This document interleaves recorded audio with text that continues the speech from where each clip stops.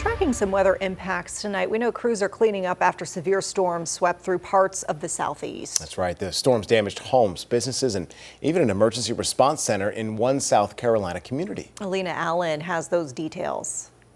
The humming of chainsaws now filling the streets of the small town of Whitmire. This after storms rolled through the area Friday, leaving behind widespread damage. Broken tree branches piled along the streets.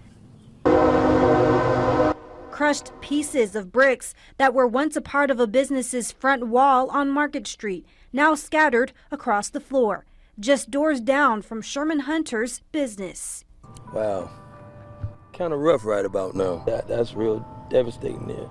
Homes also impacted as trees tore through the structures, leaving several families without a roof over their heads.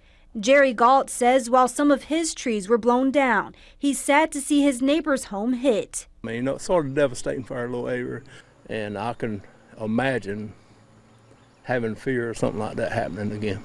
Newberry County Sheriff Lee Foster says the telecommunications center is also still operating on a backup phone system after lightning knocked out key emergency response equipment early this week.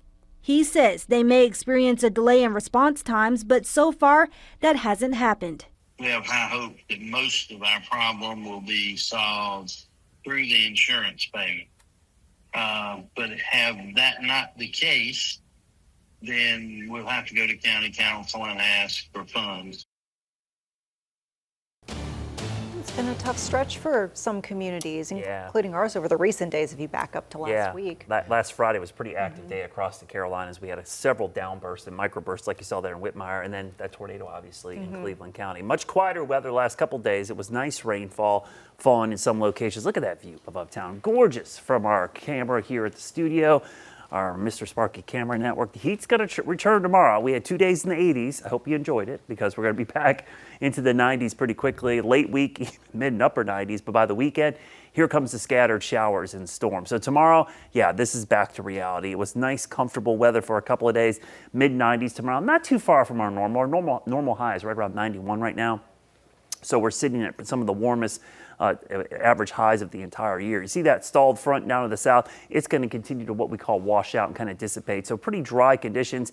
As we get closer to the weekend, we will see rain chances kind of perk back up. We've been watching these massive wildfires up in Ontario as well as parts of Minnesota. That smoke is streaming across the Great Lakes. Some of it's going to be heading our way tomorrow, so you're going to notice hazy skies. But a lot of this smoke is going to be above our heads, not near the ground. But that still means poor air quality because it's going to do something we call an inversion. It's a capping inversion. That smoke is actually made up of tiny particles of soot and even some organic materials. That's going to get heated up by the sun. That'll create a warm, stable layer which traps everything below it. So that will squash thunderstorm development, but it also will trap pollutants like car exhaust, two-cycle engine exhaust, and that will mix with sunlight and create ground level ozone. So you can see tomorrow we already have air quality alerts for the Midwest and the Northeast, and including Mecklenburg County, primarily because of the inversion setting up because of the wildfire smoke. So think of it as an indirect impact of the wildfire smoke causing air quality. It won't just be tomorrow either. Likely the rest of the week will have some issues. Now,